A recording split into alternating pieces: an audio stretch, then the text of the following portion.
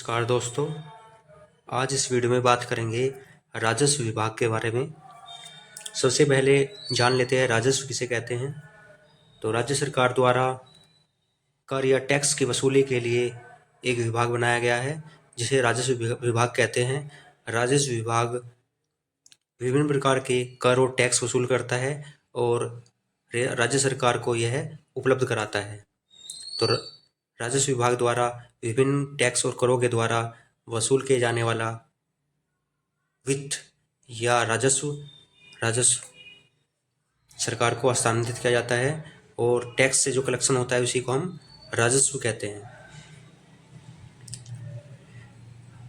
उत्तर प्रदेश राजस्व विभाग की स्थापना राजस्व अधिनियम 1901 के तहत की गई है और राजस्व विभाग के 5 अंग है। पहला अंग राजस्व परिषद, दूसरा अंग चकबंदी आयुक्त, तीसरा अंग राहत आयुक्त, चौथा अंग निदेशक भूमि अधियाप्ति और पांचवा अंग प्रमुख संपादक जिला गजेटियर। जिला गजेटियर की स्थापना 1957 ईस्वी में की गई थी।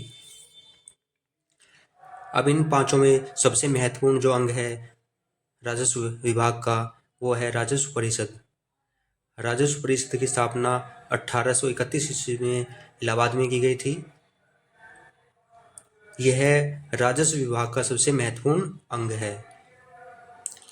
राजस्व परिषद शीर्ष न्यायालय है और दूसरे जितने भी राजस्व न्यायालय है वो इसके अंतर्गत आते हैं और इसके निर्णय मानने के लिए बाध्यकारी है। राजस्व परिषद में एक अध्यक्ष, 2 प्रशासनिक सदस्य और 7 न्यायिक सदस्य होते हैं।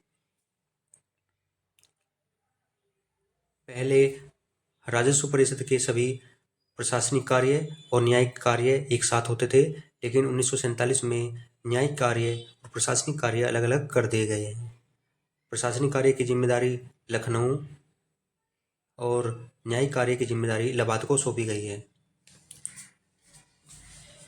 इस प्रकार हम कह सकते हैं कि प्रशासनिक कार्यों का मुख्यालय लखनऊ में, जबकि न्यायिक कार्यों का मुख्यालय इलाहाबाद में स्थित है। राजस्व परिषद के जितने भी प्रशासनिक कार्य होते हैं उनके लिए 19 अनुभाग और 14 प्रकोष्ठ बनाए गए हैं और प्रशासनिक कार्य में मुख्यतः सर्वेक्षण, अभिलेख, मालगुजारी आदि कार्य आते हैं।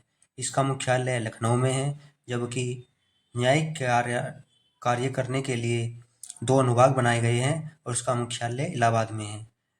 न्यायिक कार्यों के अंतर्गत अपीलीय, निगरानी, पुनरावलोकन आदि कार्य आते हैं।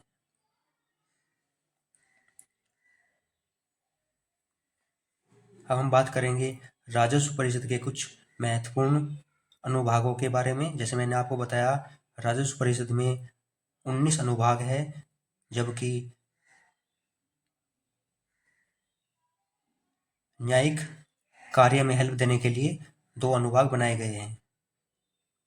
हम बात करेंगे प्रशासनिक कार्य के अनुभागों की। इनकी संख्या 19 है। इनमें हम कुछ महत्वपूर्ण डिस्कस करेंगे। अनुभाग 1 का संबंध जमींदारी उन्मूलन से है। अनुभाग 2 का संबंध ग्राम पंचायत की भूमि के उपयोग से है, जबकि अनुभाग 8 का संबंध चकबंदी से है। अनुभाग 9 में राजस्व अधिकारी के कार्य और जिम्मेदारियों का उल्लेख मिलता है। बात कर लेते हैं खसरा की। तो खसरा एक अधिकार अभिलेख है जिसको प्रत्येक वर्ष अपडेट किया जाता है। इसमें खेत के क्षेत्रफल, मालिक का नाम, फसल का नाम, मिट्टी आदि का विवरण दर्ज होता है। पहले खसरे में कुल 21 कॉलम होते थे, लेकिन वर्तमान में कॉलमों की संख्या 46 है। इसी प्रकार खतौनी में 13 कॉलम होते हैं और यह प्रत्येक 6 वर्ष बाद अपडेट किया जाता है। इस प्रकार खसरा हर साल, जबकि खतौनी 6 साल में एक बार अपडेट की जाती है। तहसील दिवस और थाना दिवस के बारे में आपने सुना होगा।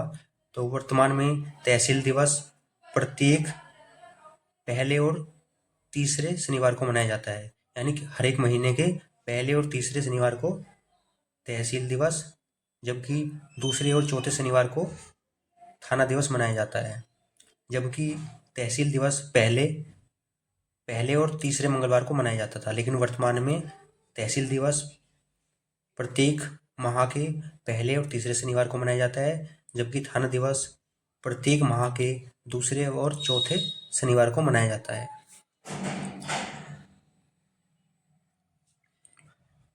उत्तर प्रदेश में जमींदारी उन्मूलन और भूमि सुधार अधिनियम 1950 में लागू हुआ। भारत में चकबंदी का प्रथम प्रयास 1920 ईस्वी में बड़ौदा, पंजाब में किया गया। यह चकबंदी स्वैच्छिक थी, यानी ये बाध्यकारी नहीं थी। उत्तर प्रदेश की बात की जाए तो उत्तर प्रदेश में चकबंदी अधिनियम 1953 ईस्वी में लागू हुआ और पहली चकबंदी 1954 में कैराना शामली में हुई। पूरे देश में चकबंदी अधिनियम 1958 ईस्वी को लागू किया गया था।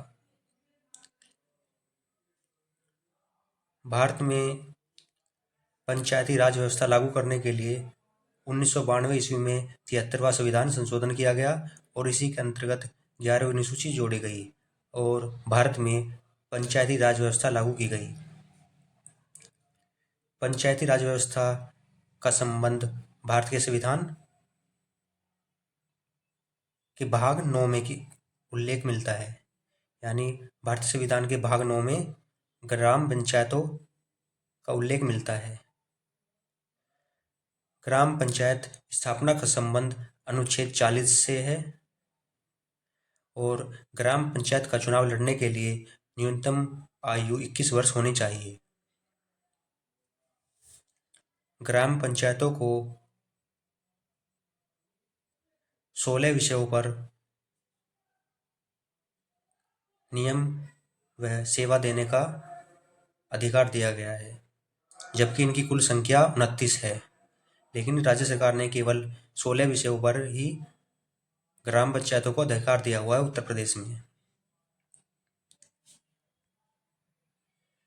भारत में पंचायती राज व्यवस्था लागू करने में बलवंत राय समिति का महत्वपूर्ण योगदान रहा और इस समिति का गठन 1957 ईस्वी में किया गया था और इसी के आधार पर त्रिस्तरीय पंचायती राज व्यवस्था लागू की गई है। इसमें 3 स्तर होते हैं: ग्राम स्तर, ब्लॉक स्तर और जिला स्तर।